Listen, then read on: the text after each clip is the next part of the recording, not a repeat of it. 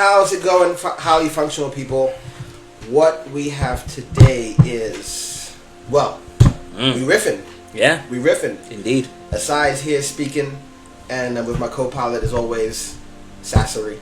How you doing? Sass here. Hope you're doing well. Hope you're ready to get your mind blown in more ways than one, because Giggity. we have a very good topic that we're talking about today.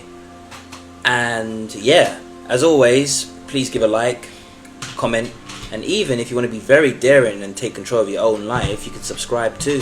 How does that sound? It doesn't matter to me if they do or they don't. The information is going to be there regardless. But it's always nice to throw that one out there. Yeah. You know? Yeah. We know how it goes. Right. What do we have here? So,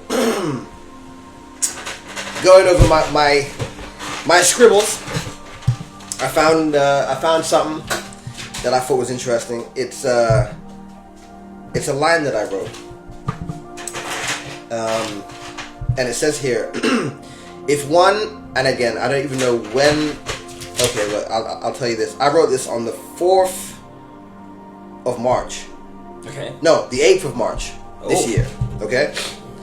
If one has total control over his mind, desires, and goals, oneness above all, then anything is possible in that individual's reality. What do you think of that? I feel like...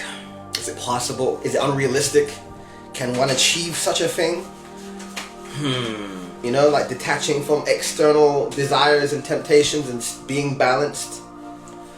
I personally feel that if you don't think that is the case, then you haven't got to a place where you have mastered your mind. That's the first thing. Yes. I feel like the people who have mastered their mind will not really be talking about it. Okay. Because now they have the balance. And I think when you get to that level and you balance your own mind and you master your own mind, you can't really tell anybody else to do exactly what you've done, because it's individuality, right? It's your own blueprint. But I feel like it's possible. I feel like we are conditioned to run away from our own minds and our own thoughts, even from a young age. They don't teach us about dinosaurs and imaginary friends. They teach you about maths and science and English and geography, and they kind of get the creativity and imagination out of your mind. That's very true. And I feel like in order for us to manifest the things that we want, we need imagination. We need that. You know, Albert Einstein, you remember what he said about children's books? What did he say? He said something along the lines of, and I'm definitely going to butcher it, but it was something along the lines of, you know, that if you keep a child's mind in that creative flow as a child, then that's like more important than, I don't know, teaching them maths or something like this. So just kind of delving in and supporting that creativity. Yeah. Something along the lines of that. I wholeheartedly agree, actually, because the fact that I teach maths, I see a lot of this, and rigidness, very rigid, and cubic square people, I call them. Yeah. Are you cubic square? I wouldn't say I'm that much far. Beautiful. For me, cubic square. No. Thank you. Dirt. For me, when it comes to maths, I teach critical thinking more than maths. I teach that first. A lot of people have fears when it comes to life. These fears usually come from a younger age, around the time where we get creativity being out of us, for most of us at least. So when you have creativity, you can imagine yourself in a situation. When you imagine yourself in a situation, you put power into it. And when you put power into it, you could understand it and go forward.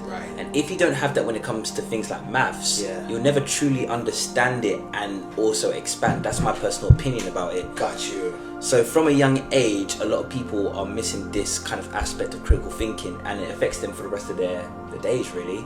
Some people want to do well with their lives, but they feel like they cannot, because they are looking to bright stars, you know, people who are just amazing, natural talent, people who have worked from nothing to become something, but they only look at the something and not the journey. So these people just kind of choose mediocrity because they don't believe in their creativity. That's what I feel. That's powerful. The people that you teach, how old are they, roughly? Age group. I'm usually the youngest in the class. but 40, between 40 and 60, I would say is the main Between audience. 40 and 60. So they got all their creativity beaten out of them. A lot of them, yeah, sadly. Why do you reckon you're... Okay, we won't go into all that.